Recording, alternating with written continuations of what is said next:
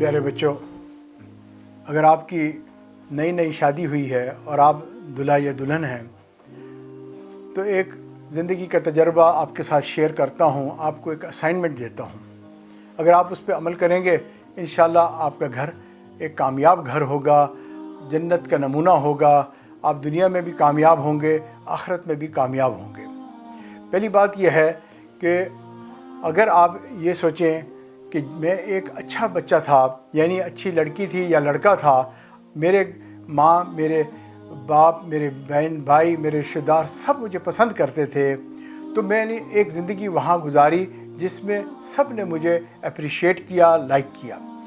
اب جو ہے میرا رشتہ ہوا اور میں نے نیا گھر بنایا، تو میری اسائنمنٹ ہے کہ میں وہاں جا کر بھی اپنے آپ کو پروف کر دوں کہ وہاں پر بھی میں اگر لڑکا ہے یا لڑکی ہے تو وہاں اپنے سسرال میں بھی مجھے پسند کر لیا جائے،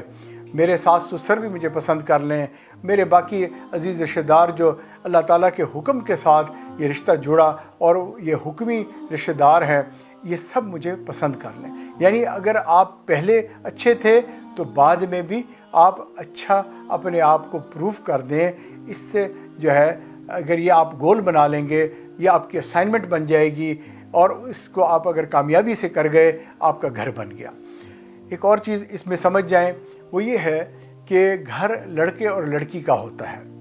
اس میں باقی جتنے بھی رشتہ دار ہوتے ہیں، مثال کے طور پر ماں باپ ہیں، بہن بھائی ہیں اور دوست احباب جو بھی ہیں، وہ سب کے سب آپ کے ہیلپ کر رہے ہیں تاکہ آپ کا گھر بن جائے۔ ہم جس انگریزی معاشرے میں یا آج کل جو لوگ رہتے ہیں جس انداز سے، وہ کہتے ہیں کہ ہم لو میرج کریں گے، اپنی پسند کی میرج کریں گے۔ مسلمانوں کے پاس جو ہے عام طور پر جو ہے ارینج میرج ہوتی ہے، تو لہٰذا جو لو میرج ہوتی ہے وہ لوگ کیا کرتے ہیں، جب شادی کرتے ہیں تو یہ سمجھتے ہیں کہ اب ہم ایک دوسرے سے لو کرتے ہیں اور ہم نے اس شادی کو کامیاب بنانا ہے، کیونکہ وہ 100% اپنی ذمہ داری لے لیتے ہیں۔ لڑکا لڑکی جب ارینج میرج میں آپس میں نکاح کے ساتھ جو ہے وہ جڑتے ہیں تو وہ یہ سمجھتے ہیں کہ یہ ساری ذمہ داری جو ہے ہمارے بڑوں کی ہے، ہماری نہیں ہے، لہٰذا بڑے جو کہتے ہیں وہ اس کے مطابق جو ہے ایکٹ کرتے ہیں اور اپنا گھر خراب بھی کر بیٹھتے ہیں بعض اوقات، اور اگر بڑے اچھی نصیحتیں کرتے ہیں تو گھر اچھا بھی بن جاتا ہے۔ تو معلوم ہوا کہ جتنے بھی سسرال باقی جتنے بھی رشتہ دار ہیں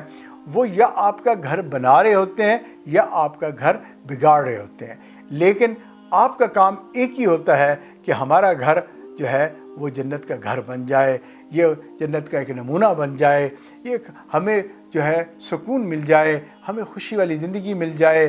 اور اس کے لیے محبت پیار کے ساتھ، ایک دوسرے کو انڈرسٹینڈنگ کے ساتھ اور محنت کے ساتھ گھر کو بنانا پڑتا ہے۔